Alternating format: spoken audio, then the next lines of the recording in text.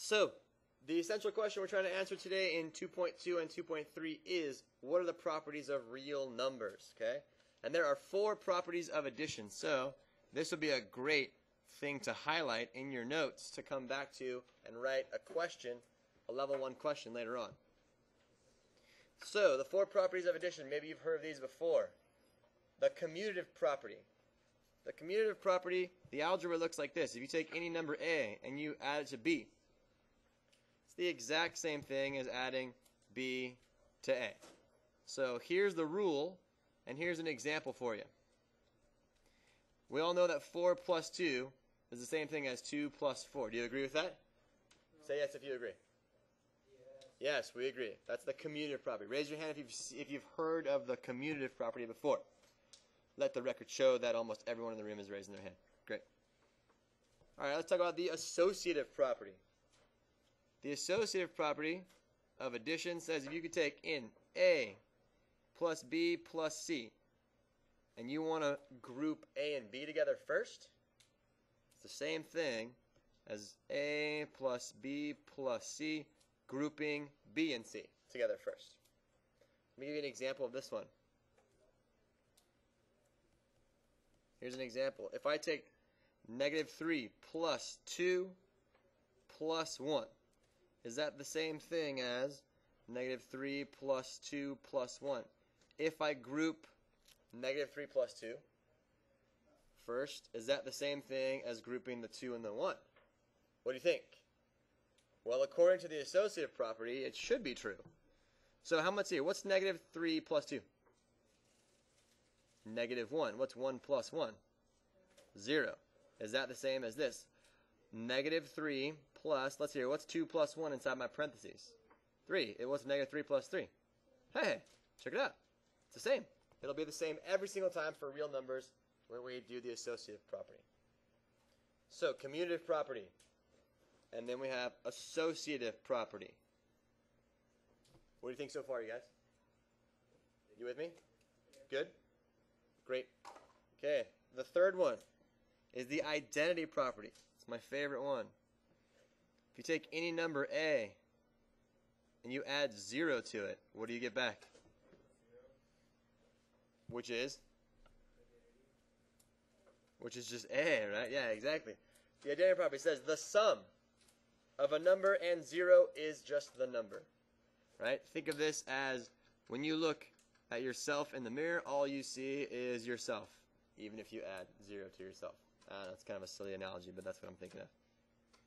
And the last one, the inverse property, says this: the sum of a number and its opposite has to always be 0. This one makes total sense. If you take a number A and you add on its opposite, which is negative A, this one here is the opposite of that one. It'll always equal 0. So here's your example. Take a negative 5. What is the opposite of negative 5? 5. Very good. And if you add that together, look, we always get 0. That's the inverse property. What do you think about that, you guys? Pretty straightforward, right? Okay, good. Here I got 4 examples for us to do, and then we're done. Okay? 4 examples for us to do, and then we are done. That was pretty fast. Yeah, I thought so, right? Okay, example number 1 here. Negative 8 plus a negative 2. Negative 8 plus a negative 2. If you owe somebody $8 and you owe them another $2, how much do you owe altogether? 12. You owe them negative 10. So you owe them $10. So this is negative 10. That's the easy one. All right, I want you to try number 2 with your partner right now. That says 9.1 plus a negative 2. Did you get that?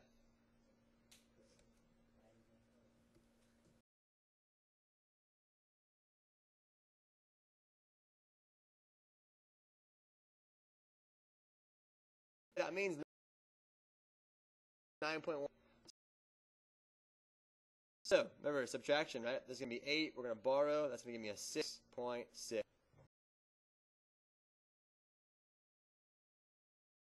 Okay, here we go. Let's do number 3 together. Ooh, what do you call this type of number? It's a mixed number. It's a mixed number. So let's change our mixed number to an improper fraction. 8 2/3 is how much as an improper? 26 over 3. How'd you get that? There you go. 3 times 8 is 24, and then so this would be 26 divided by 3. Plus, let's see here. If I change this, what do I get? Negative 8/3. So really what I have is this. 26 over 3 minus 8 over 3. Hey, do I have the same denominator? Oh, sorry, that's a 5. Thank you. Do I have the same denominator? No, I don't. I need to do something about that. No. We play the what's missing game here. What's the least common denominator of 3 and 5? Yeah, it's going to be 15, right? So you have to ask yourself, right over here in this little highlighted zone here, 3 times what? If I'm trying to get my denominators to be the same, 3 times what equals that 15 that we said was the lowest common denominator? 5. So I need to multiply by a special case, 5 over 5. After all, a 5 over 5 is just the number 1, isn't it? So I'm allowed to do that because I'm not changing the value of that fraction. 5 over 5, that's 1. Now let's take that same logic and move to the other side here. If I'm trying to get 15, because that's the lowest common denominator, we decided that. 5 times what will give me the 15? 3. So I have to multiply by 3 over here, don't I? After all, that's just a fancy 1, huh? So I don't change the value. Is this ringing? This is all review. Does this ring a bell to you guys? No one's moving. Are you guys alive? Does this ring a bell?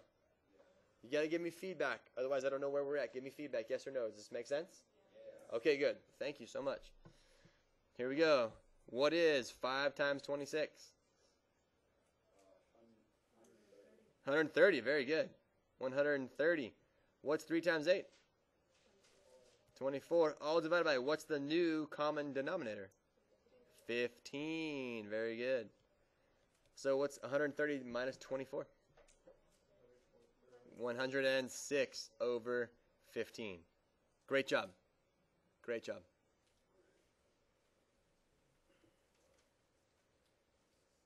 All right, and the last one. Try on your own with your partner. It's right here. How to add decimals, okay?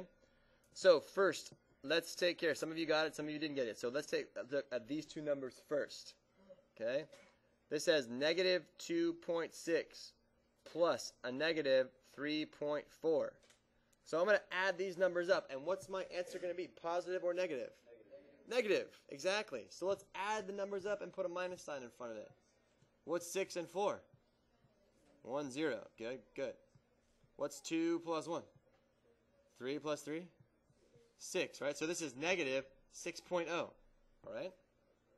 Then I have negative 6.0 plus 7.6. If I take those two quantities, add them together, is my answer positive or negative? My answer will be positive. Good. This will give me a positive 1.6. Okay, did everybody see that? Did everybody see how to do that? Okay, so if I took 7.6 and I subtracted off 6.0, right? 6 minus 0 is the 0, 7 minus 1 is the 1.6, and that's how I got that. You follow me?